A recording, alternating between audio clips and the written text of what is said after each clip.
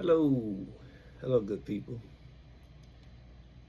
Won't be before you long on today. It's been a snow day for us. We've been in the house all day. I got on my PJs, but anyway, I wanted to come before you, right? That's what I like to do. Hey, let me just say something about me. If you know me personally, right? I love talking, socializing, fellowshipping. I love sharing. And if there's one thing about me, I don't like to waste anybody's time, even when we are sitting around, shooting the breeze, right? I want to say something to help somebody. I want to say something to encourage somebody. That's just what I like doing. That's what I enjoy doing. And I feel like it's been done to me throughout my life, and I try to pay it forward. So anyway, let me get to it before somebody just flip past me, right? Okay. So this isn't theory. This isn't hindsight hype. What this is how I actually move in real time with real money, with my hard-earned army of dollars, right? So, anyway, uh, if we were to use, for example, we would say I use Palantir, Robinhood, TSM. That's the example I'm working with, and that's what I was working with in real time, right? Real money. I didn't buy this stock because everyone loved it. I bought it when people were quiet or negative, right? I entered early. I built a strong, I built a position slowly, and I waited. Well, I didn't just build a position, I built a strong position, or at least in my opinion, right? So, anyway, I entered early. That's it. I didn't do it off of news, I did it off of behavior, right? When the stock ran, I didn't panic or get greedy. I sold in waves or I sold in pieces and I sold into strength, right? So and when I was mostly out, I kept a small position. Not because I was emotional, but because I wanted it on my radar, right? So that's the difference between trading and capital recycling. I'm gonna get back to that last sentence in just a second. So when I entered Palantir, I think I said this before. I entered Palantir between $8 to $10, and I had my position fully funded by the time it was like $15, $17, between $15, $17. What was my size? Well, I already had a goal. I wanted at least 100 shares, right? And I knew I wanted to have a strong position. I knew I wanted to sell in waves, right? So I built a position of about somewhere between 111 and 121 shares, right? And so I sold like 20 shares the first time at $80. I sold about another 20 shares about 101. I didn't know what it was going to do. I just knew it was going to do something nice, right? So if you have an average price of 12 and it went to 80 and you had over 100 shares, that's a nice return, right? And I didn't know what it was going to do, so that's why I sold in waves. I started taking profits, sold 20. With the 101, I said, oh man, I'm in there. Sold 20. Got the 121, I sold 20. Got the 147, I sold 20. I held the remainder because again, I didn't know what it was gonna do. So I held on to like 10. And when it got up to its tippy top, I think somewhere around 190 something or whatever, I sold about two more. I was supposed to hold 10 to keep it on my radar. I mean, all that, but the last 10 was just house money, right? So I'm just sharing with you how I go about doing things in the market when I talk about swing trades and what have you, right? So I'm always talking about making life changing money, right? I'm always talking about growing your wealth, right? So how did I go about doing it? I did that by not trading, but I was capital recycling, right? So when I did that with my Palantir, I took the profit. When I say I sold and took profits, I didn't need the money.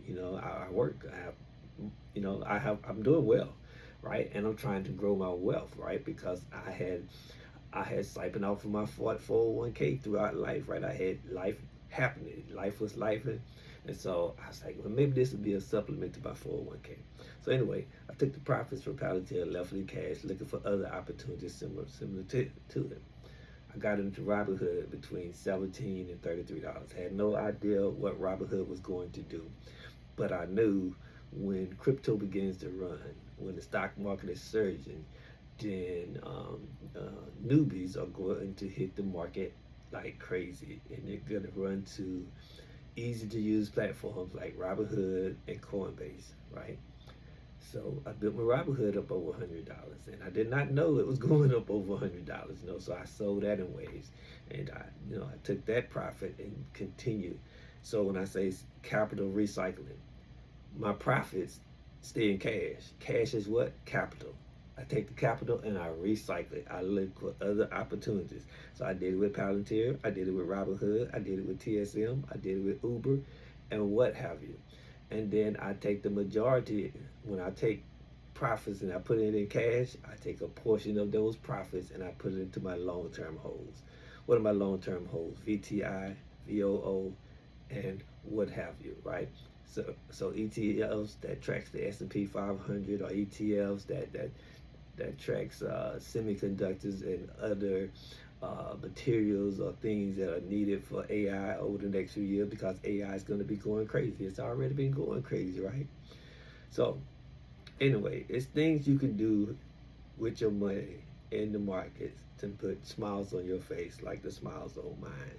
But when I smile, most of the time it's because the joy of the Lord, or it's because how life is going, or it's because of things that my spouse and I are doing to make life more enjoyable, right? So this isn't about this isn't about being right once. It's about being repeatable, rinse and repeat.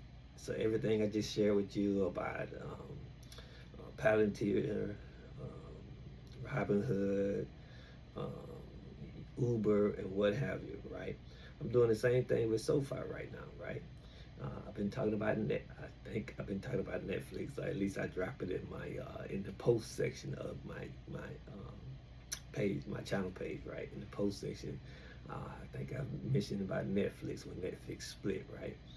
I think I said something about CoreWeave before, and then lately, what was it? I got into. I got a post on my page. I believe I was talking about CoreWeave and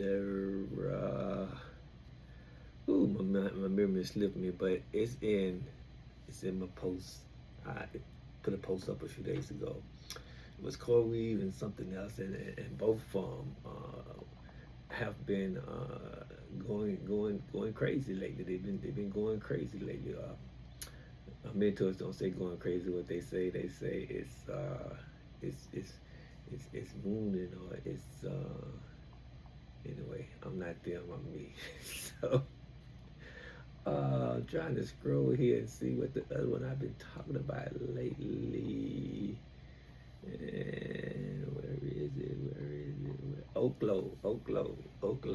Oklo. Larry Jones loves some Oklo. He's been talking about it for a long time, and he's my number one go-to guy. He is my number one mentor, and he was talking about Oklo quite some time, for well over a year, and I did not pull the trigger. Well, I probably did once or twice when he was talking about it, but I was not super impressed with it, so I got in and out of it a few times. And then when I saw what it did over the past, it was outstanding. But I couldn't chase it. It was already way too high. So, but the other day, if I'm not mistaken, I believe it was Oklo. Oklo was down to like between $80 and $82, right? I said, well, I guess that's a good time to jump in. And I did, and it's been good for me. But we talked about being able to rinse and repeat.